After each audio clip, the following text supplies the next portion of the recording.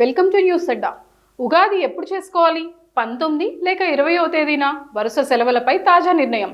తెలుగు ప్రజల వేడుకగా జరుపుకునే పండుగ ఉగాది. అయితే ఈ ఏడాది ఉగాది ఎప్పుడు? 2 తేదీల మధ్య ఇప్పటికీ సందేహం కొనసాగుతుంది.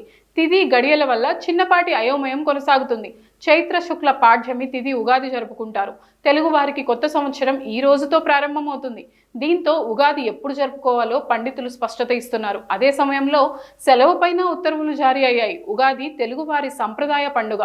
ఏ పండుగకైనా సూర్యోదయం వేళకు ఆ తిథి ఉంటే ఆ రోజునే జరుపుకోవాలని శాస్త్రం చెప్తుంది.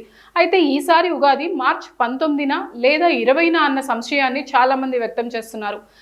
దానికి కారణం 19న వేకోజామున నాటికి అమావాస్య గడియలు నిలిచి ఉండడమే. అయితే అమావాస్య వెంటనే ముగిసి సరిగ్గా 6:52 పాడ్యమి వస్తుంది. అలా మార్చి 19న 2026న ఉదయం 6:56 ప్రారంభమైన పాడ్యమి మరుసటి రోజు మార్చి 20న తెల్లవారుజామున 4:52 ముగుస్తుంది. అందువల్ల 20వ తేదీన పండుగ ఉండదు. అలా చైత్రశుద్ధ పాడ్యమి సూర్యోదయ వేళనే ఉండడంతో మార్చి 19నే ఉగాది జరుపుకోవాలని పండితులు స్పష్టత ఇస్తున్నారు. పంచాంగ శ్రవణం అతి ముఖ్యమైనదిగా అంతా భావిస్తారు.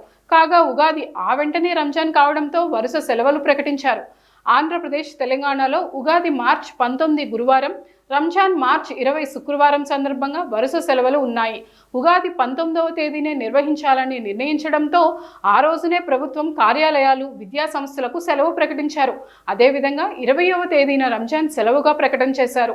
రంజాన్ నిలవంక దర్శనంలో మార్పు జరిగితే సెలవులో మార్పు ఉండే ఛాన్స్ ఉంటుంది. అదేవిధంగా వారాంతపు సెలవులు 21, 22, శ్రీరామనవమి 27 కూడా ఉండడంతో మార్చిలో మిగిలిన రోజుల్లో సంఖ్య ఎక్కువగా ఉంది. పాఠశాలలకు ఒంటిపూట బడులు ఈ రోజు నుంచి ప్రారంభమయ్యాయి.